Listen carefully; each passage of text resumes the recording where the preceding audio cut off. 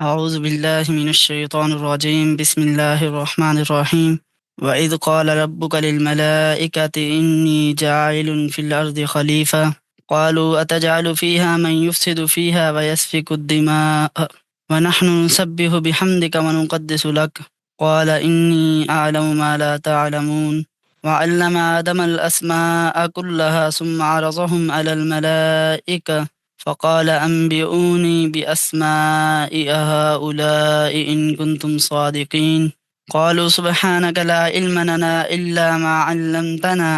إنك أنت العليم الحكيم قال يا آدم أنبئهم بأسمائهم فلما أنبأهم بأسمائهم قال ألم أقل لكم إني أعلم غيب السماوات والأرض وأعلم ما تبدون وما كنتم تكتمون صدق اللہ العظیم۔ ان آیات مبارکہ سے پہلے سورۃ البقرہ کی 29 آیات کی تفسیر ہم پڑھ چکے ہیں۔ اللہ تبارک و تعالی نے انسانوں کے 3 گروہوں کا ذکر کیا۔ انسانوں کے 3 گروہ کافر، مسلمان اور منافق لوگوں کا سب سے پہلے اللہ رب العالمین نے ذکر کیا۔ اس کے بعد دین کے بنیادی عقائد اور توحید کا بیان فرمایا، اور پھر تعجب کا اظہار فرمایا کہ توحید کے دلائل اللہ رب العالمین نے اتنے واضح اور روشن بیان کر دیے،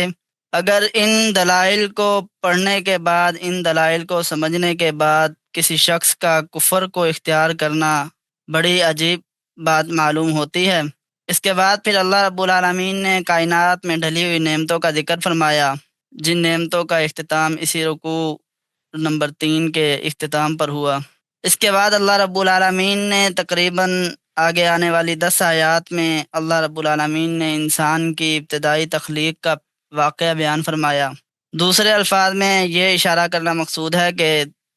تم کو جس دین کی دعوت دی جا رہی ہے، توحید ہو یا نبی کریم صلی اللہ علیہ وسلم کی رسالت ہو یا آخرت کا عقیدہ ہو، یہ کوئی ایسی بات نہیں ہے جو آج گھڑ کے تمہارے سامنے پیش کر دی گئی ہو، بلکہ انسان کو جب پہلی بار پیدا کیا گیا تو اس وقت سے ہی یہ بات پیش نظر تھی کہ انسان کو اس لیے پیدا کیا جا رہا ہے کہ وہ ان تمام عقائد پر ایمان لائے اور اس ایمان کے تقاضوں پر اپنی زندگی گزارے۔ اس مقصد کے تحت اس کو پیدا کیا گیا تھا۔ تو اس لیے ذرا یاد کرو کہ تمہاری تخلیق کا آغاز کس طرح ہوا تھا، سب سے پہلے انسان کس طرح پیدا کیا گیا تھا، سب سے پہلے انسان کے ساتھ کیا کیا واقعات پیش آئے، انہی کا ذکر اللہ رب العالمین نے ان 10 آیات کے اندر بیان فرمایا۔ جو آیات تلاوت کی ہیں ان کا ترجمہ دیکھیں، پھر اس کے بعد انشاءاللہ اس کی تفسیر کرتے ہیں۔ اور جب کہا تمہارے پروردگار نے فرشتوں کو کہ بے شک میں بنانے والا ہوں زمین میں خلیفہ، قالو، تو فرشتوں نے کہا کیا آپ اس زمین میں اس کو خلیفہ بنائیں گے جو اس زمین میں فساد کرے گا اور خون بہائے گا؟ حالانکہ ہم آپ کی تعریف کے ساتھ پاکی بیان کرتے ہیں اور ہم آپ کی عظمت و بزرگی بیان کرتے ہیں۔ اللہ رب العالمین نے فرمایا بے شک میں وہ جانتا ہوں جو تم نہیں جانتے۔ اور اللہ رب العالمین نے حضرت آدم علیہ السلام کو سارے نام سکھا دیے، پھر انہیں فرشتوں پر پیش کیا، پس فرمایا مجھے ان چیزوں کے نام بتاؤ دو اگر تم سچے ہو۔ انہوں نے کہا، فرشتوں نے کہا پاک ہے آپ کی ذات، ہمیں تو صرف وہی کچھ معلوم ہے جو آپ نے ہمیں سکھایا ہے، بے شک آپ خوب جاننے والے اور بڑی حکمت والے ہیں۔ اللہ رب العالمین نے فرمایا اے آدم ان فرشتوں کے ان چیزوں کے نام بتا دو۔ پس جب انہوں نے ان کو ان چیزوں کے نام بتا دیے تو اللہ رب العالمین نے فرمایا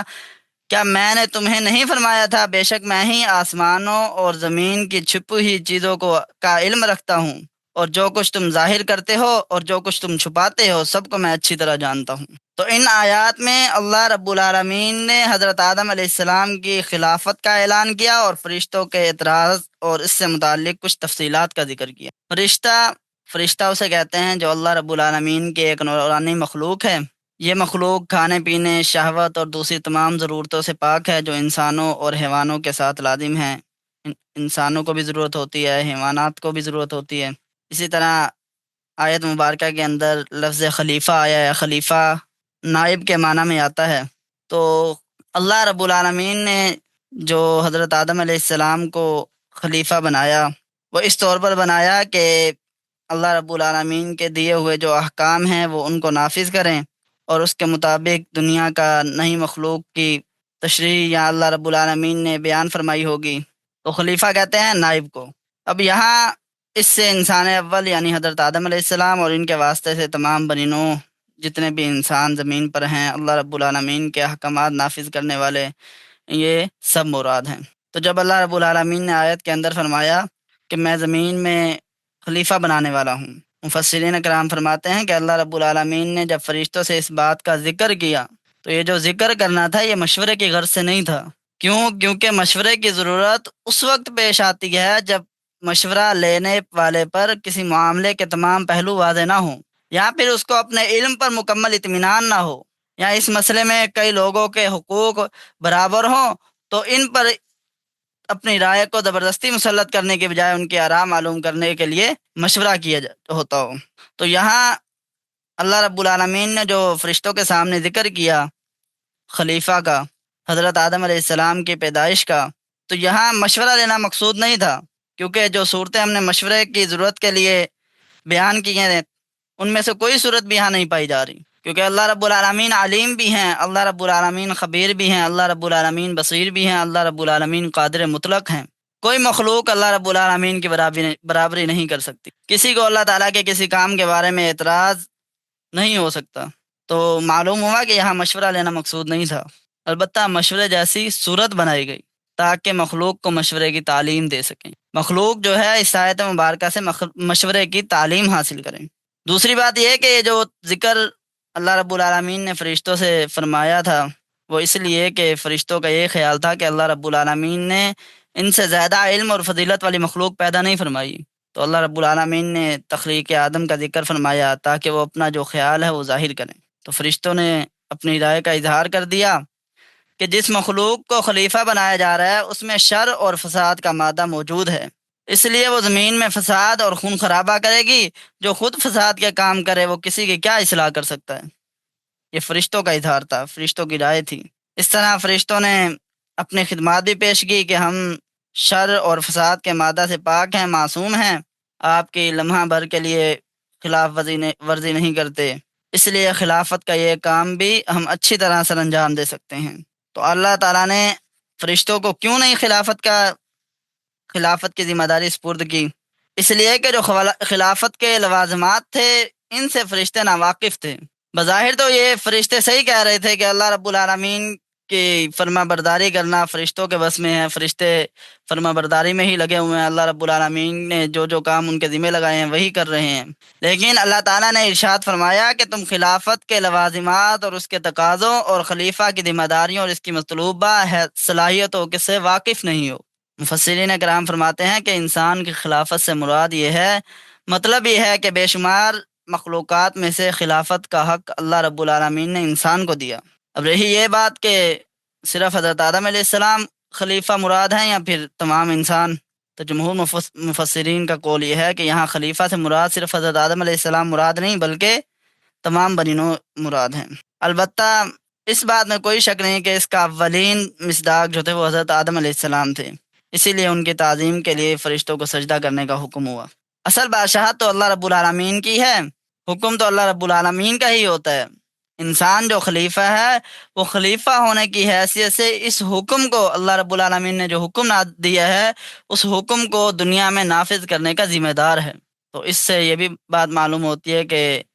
شریعت کا جو مقرر کردہ نظام ہے ملوکیت، آمریت اور بادشاہت کا نظام نہیں ہے، بلکہ شریعت کا جو نظام ہے وہ خلافت کا ہے۔ اب اسی بات کو مد نظر رکھتے ہوئے کہ اللہ رب العالمین نے انسان کو اس دنیا میں خلیفۃ اللہ فی الارض کی حیثیت سے بھیجا ہے، اس خلافت کا تعلق احکامات الہیہ کے نفاذ سے ہے، تو دور حاضر کے اندر خلافت الہیہ کے مسئلے کو سمجھنے کے لیے سیرت طیبہ کے مختلف پہلوؤں کو مد نظر رکھنا چاہیے، کیونکہ رسول اللہ صلی اللہ علیہ وسلم نے بحیثیت خلیفہ اپنی محنت کے مختلف انداز بیان فرمائے ہیں، مختلف انداز اختیار فرمائے ہیں، جن میں دعوت و تبلیغ بھی شامل ہے، تعلیم و تزکیہ بھی شامل ہے، امر بالمعروف نہی عن المنکر، جہاد، قتال، اقامت عدل وغیرہ یہ سب شامل ہیں۔ تو گویا ایک خلیفہ کو اللہ رب العالمین کی نیابت ان شعبوں کے احاطے کے ذریعہ ادا کرنی چاہیے۔ خلافت راشدہ کے دور تک یہ سارے شعبے ایک خلیفہ کے اندر موجود تھے، لیکن اس کے بعد یہ آہستہ آہستہ منصب خلافت پر ایسے لوگ فائز ہوتے رہے، ایسے لوگ آتے رہے جو خلافت الہیہ کا کما حق ہو حق ادا نہ کر سکے۔ تو اسی وجہ سے امت مسلمہ کا جو شیرازہ تھا وہ بکھرتا چلا گیا۔ البتہ آج بھی عوام الناس کے پاس اگرچہ ملکی سطح کے لحاظ سے قوت نافذہ نہیں ہے، لیکن اپنے حلقہ اثر اور اپنے ماتحت لوگوں پر وہ خلافت کا یہ فرض نبھا سکتے ہیں۔ جو ماتحت لوگ ہیں ان کو جزوی طور پر دعوت و تبلیغ، دینی مدارس اور خانقاہوں، نیکی کے فروغ اور برائی کو روکنے میں اپنی استعداد کے مطابق یہ فریضہ سر انجام دے سکتے ہیں اور دیتے رہے ہیں۔ اگر یہ خلیفہ کا جو منصب ہے انسان سر انجام نہ دیتا تو آج ہمارے پاس دین باقی نہ ہوتا۔ چاہے حکمران نہیں دے رہے، لیکن جزوی طور پر علماء نے دیا، جزوی طور پر بعض خانقاہوں والوں نے دیا، جزوی طور پر دینی مدارس اس منصب کا حق ادا کر رہے ہیں۔ تو اسی وجہ سے اللہ رب العالمین کا یہ دین بھی باقی ہے اور اس پر کسی نہ کسی درجے میں عمل بھی نظر آ رہا ہے۔ اب اس سے آگے قالوا اتجعل فیہا من یفسد فیہا ویسفک الدماء، فرشتوں کا اعتراض، فرشتوں کا سوال آ رہا ہے۔ جب اللہ رب العالمین نے فرشتوں کے سامنے بیان کیا کہ میں اپنا خلیفہ مقرر کرنا چاہ رہا ہوں، خلیفہ بنانا چاہ رہا ہوں، تو فرشتوں نے کہا کہ آپ اس زمین میں اس کو خلیفہ بنائیں گے جو اس زمین میں فساد کرے گا اور خون بہائے گا، حالانکہ ہم آپ کی تعریف کے ساتھ پاکی بیان کرتے ہیں اور ہم آپ کی عظمت اور بزرگی بیان کرتے ہیں۔ مفسرین کرام فرماتے ہیں کہ اللہ رب العالمین نے فرشتوں کے سامنے زمین پر اپنا نائب بنانے کا ذکر کیا تو انہوں نے دو طرح کی باتیں کی جواب میں۔ ایک تو یہ بات کی کہ آپ اس زمین میں اس کو خلیفہ بنائیں گے جو اس میں فساد کرے گا اور خون بہائے گا۔ تو ایسا فرشتوں نے جو کہا وہ چند وجوہات کی بنا پر کہا کہ اللہ تعالیٰ نے یہ بات خود فرشتوں کے دلوں میں ڈال دی کہ فرشتے یہ سوال کریں۔ دوسری وجہ یہ کہ اس سے قبل جنات ایسا کر چکے تھے، جیسا کہ حضرت عبداللہ بن عمر رضی اللہ عنہما کا فرماتے ہیں کہ آدم علیہ السلام کے پیدائش سے پہلے 2000 سال قبل زمین پر جنات رہتے تھے۔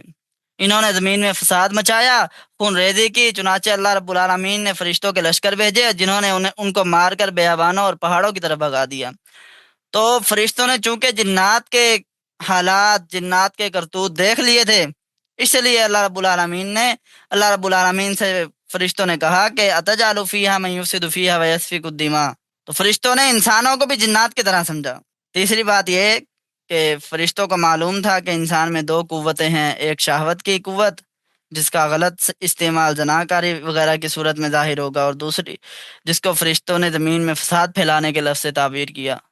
اور دوسری قوت غصے کی قوت۔ اور غصے کا لازمی اثر ہے کہ جب بھی کسی انسان کو غصہ آتا ہے تو لڑائی جھگڑے ہوتے ہیں، ایک دوسرے کے خون بہائے جاتے ہیں۔ تو اسی کے مد نظر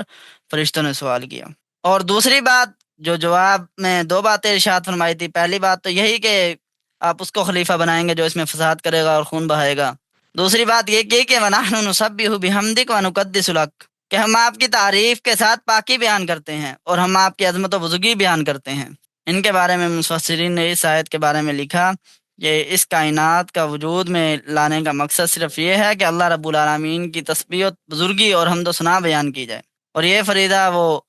فرشتے جو ہیں بحسن خوبی انجام دے رہے تھے، کسی قسم کی غفلت کا مظاہرہ ہی نہیں کر رہے تھے۔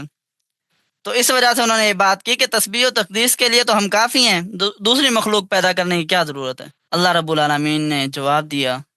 قال انی اعلم ما لا تعلمون، اللہ رب العالمین نے فرمایا کہ بلا شبہ میں وہ کچھ جانتا ہوں جو تم نہیں جانتے، یعنی کہ بڑا حاکمانہ جواب دیا کہ جو میں جانتا ہوں وہ تم نہیں جانتے، کہ اللہ رب العالمین کا خلیفہ پیدا کرنے کا مقصد صرف تسبیح و تقدیس نہیں تھا، بلکہ اللہ رب العالمین کے احکامات کی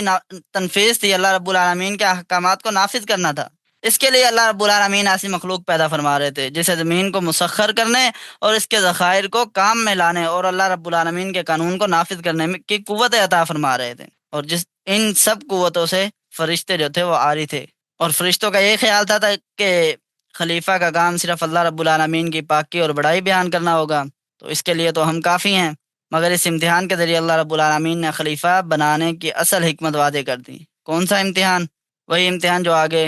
آیات میں بیان کیا جا رہا ہے کہ وَعَلَّمَ آدَمَ الْأَسْمَاءَ كُلَّهَا ثُمَّ عَرَضَهُمْ عَلَى الْمَلَائِكَةِ فَقَالَ أَنبِئُونِي بِأَسْمَاءِ هَؤُلَاءِ إِن كُنتُمْ صَادِقِينَ۔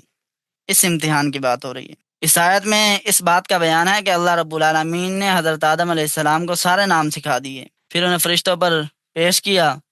فرمایا مجھے ان چیزوں کے نام بتاؤ اگر تم سچے ہو۔ تو اللہ رب العالمین نے فرشتوں کے خیال کی تردید فرما کر اپنے ارادے کی حکمت ظاہر کرنے کے لیے پہلے فرشتوں اور حضرت آدم علیہ السلام کو کچھ نام بتائے، اور پھر حضرت آدم علیہ السلام کا اور فرشتوں کا امتحان لیا۔ اب وہ کس چیز کے نام تھے، اس بارے میں علماء کے مختلف اقوال ہیں۔ ایک قول تو یہ ہے کہ ہر چیز کا الگ الگ نام نہیں بتایا گیا، بلکہ کلیات بتا دی گئی، جیسے انسان تو سکھا دیا مگر زید، عمر، بکر ہر ایک کا نام نہیں بتایا۔ اسی طرح حیوان سکھا دیا، لیکن حیوانات کی آگے جو قسمیں ہیں، جزیات ہیں، وہ نہیں بتائی۔ دوسرا قول یہ ہے کہ اللہ رب العالمین نے حضرت آدم علیہ السلام کو قیامت تک پیدا ہونے والے انسانوں کے نام سکھائے۔ صحیحین کے اندر بھی حدیث موجود ہے، نسائی اور ابن ماجہ میں سے کے اندر بھی یہ روایت ہے، وَعَلَّمَكَ أَسْمَاءَ كُلِّ شَيْءٍ، کہ اللہ رب العالمین نے آپ علیہ السلام کو تمام چیزوں کے نام سکھائے۔ تیسرا قول یہ ہے، ابن عربی رحمہ اللہ فرماتے ہیں کہ اس سے صرف اللہ رب العالمین کے صفاتی نام مراد ہیں۔ اور چوتھا قول کہ ان چیزوں کے نام مراد ہے جو انسان کی ضروریات سے تعلق رکھتے ہیں۔ تو جب اللہ رب العالمین نے فرشتوں کو اور حضرت آدم علیہ السلام کو چیزوں کے نام بتلا دیے، پھر امتحان لیا، تو امتحان اس لیے لیا تاکہ فرشتوں کے شبہ کا ازالہ ہو جائے، کیونکہ زمین میں فساد اور خون ریزی کا جو خدشہ فرشتوں نے انسان کی پیدائش کے سلسلے میں ظاہر کیا تھا، وہ اس صورت میں تو درست ثابت ہوتا جب انسان کو صرف اور صرف مکمل اختیارات دے کر چھوڑ دیا جاتا، لیکن یہ چونکہ اللہ رب العالمین کی حکمت کے خلاف ہے کہ کسی کو اختیارات دے کر آزاد چھوڑ دینا، اس لیے انسان کو اختیارات کے ساتھ علم بھی عطا کیا گیا، اور اس امتحان کے نتیجے میں انسان کی اسی خوبی کو واضح کرنا مقصود تھا کہ اس کے پاس صرف اختیارات ہی اختیارات نہیں ہوں گے، بلکہ علم بھی ہوگا جو اسے جائز امور پر ابھارتا ہوگا، جو ناجائز امور سے روکتا ہوگا۔ امتحان کی یہ حکمت بیان کرنا مقصد تھا، اس سے یہ بتلانا مقصود تھا کہ فرشتوں کی نظر صرف فساد کے پہلو پر ہے، لیکن یہ پہلو مغلوب ہے۔ دوسرا پہلو جو صلاح کا ہے، خیر و بھلائی کا پہلو ہے، اس فساد کے پہلو پر غالب ہے۔ حکیم ذات کی یہ شان نہیں ہوتی کہ چھوٹی خراب بھی، یعنی چھوٹے فساد کے پہلو کی وجہ سے بڑے پہلو کو ترک کر دیں۔ تو جب فرشتوں سے سوال جواب شروع ہوئے، اللہ رب العالمین نے فرشتوں سے پوچھا، تو فرشتوں نے آگے جواب دیا کہ قالوا سبحانک لا علم لنا الا ما علمتنا انک انت العلیم الحکیم، کہ پاک ہے آپ کی ذات، ہمیں تو فقط وہی کچھ معلوم ہے جو آپ نے ہمیں سکھایا ہے، بے شک آپ خوب جاننے والے، بڑی حکمت والے ہیں۔ تو مفسرین کرام فرماتے ہیں کہ انہوں نے معذرت کرتے ہوئے بارگاہ اقدس میں اللہ رب العالمین کی تسبیح و تقدیس بیان کرتے ہوئے اپنے گمان کی غلطی کو تسلیم کیا اور کہا کہ اے اللہ، آپ ہی عالم الغیب والشہادت ہیں، ہمارا علم اور ہمارا خیال ناقص ہے، ہمیں تو فقط وہی کچھ معلوم ہے جو آپ نے ہمیں سکھلا دیا، اس کے سوا ہم کچھ نہیں جانتے۔ تو چونکہ خلافت عرضی کے مقصد کا آپ نے ہمیں علم عطا نہیں فرمایا تھا، اس لیے ہم نے اپنے محدود علم کے مطابق یہ بات کہہ دی جو غلط ثابت ہوئی۔ آپ ہی خوب جانتے ہیں کہ آپ خلیفہ کیوں پیدا فرما رہے ہیں، اس کے پیدا کرنے میں یقیناً آپ کی حکمتیں ہیں جنہیں ہم نہیں جانتے، ہم ان سے واقف نہیں ہیں، آپ ان سے واقف ہیں۔ اس کے آگے پھر اللہ رب العالمین نے حضرت آدم علیہ السلام کو خطاب کیا اور ان سے ان چیزوں کے نام وغیرہ کے بارے میں پوچھا۔ اللہ رب العالمین نے فرمایا یا آدم انبئهم باسمائهم فلما انبأهم باسمائهم قال الم اقل لكم انی عالم غیب السماوات والارض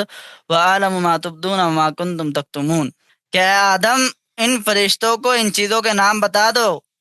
پس جب انہوں نے ان کو ان چیزوں کے نام بتا دیے تو اللہ رب العالمین نے فرمایا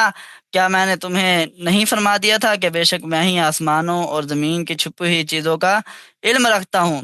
اور جو کچھ تم ظاہر کرتے ہو ان کا علم بھی میرے پاس ہے، اور جو کچھ تم چھپاتے ہو ان سب چیزوں کو میں جانتا ہوں۔ اللہ رب العالمین نے اگرچہ حضرت آدم علیہ السلام کے ساتھ ساتھ فرشتوں کو بھی ان چیزوں کے نام بتلا دیے تھے، لیکن چونکہ ان چیزوں کی فرشتوں کو ضرورت نہیں تھی، اس لیے وہ ان کے نام یاد نہ رکھ سکیں، جبکہ حضرت آدم علیہ السلام کو ان کے نام یاد رہ گئے۔ اللہ رب العالمین نے آپ کی علمی برتری کا اظہار فرمانا چاہا تو آپ کو حکم دیا کہ ان چیزوں کا نام بتلا دیجیے، چنانچہ انہوں نے ان چیزوں کے نام بتلا دیے تو اللہ رب العالمین نے فرشتوں کو تنبیہ کرتے ہوئے ارشاد فرمایا کہ آسمانوں اور زمین کے غیب کو اور تمہارے ظاہر اور باطن کو میں اچھی طرح جاننے والا ہوں۔ خلیفہ کو کن صلاحیتوں کی ضرورت ہے اور خلافت کے لیے کون موضوع ہیں، کون مناسب ہے، یہ مجھے معلوم ہے۔ اسی طرح تم لوگوں کے جو خدشات ہیں جن میں سے کچھ تم نے ظاہر بھی کیے اور کچھ چھپائے رکھے، وہ بھی مجھے اچھی طرح معلوم ہے۔ اسلامی نقطۂ نظر سے انسان اشرف المخلوقات ہے، جبکہ جتنے بھی نئے اور پرانے مادی نظریات ہیں وہ اسے ایک حقیر اور بے حیثیت مشین اور آلے کے روپ میں پیش کرتے ہیں،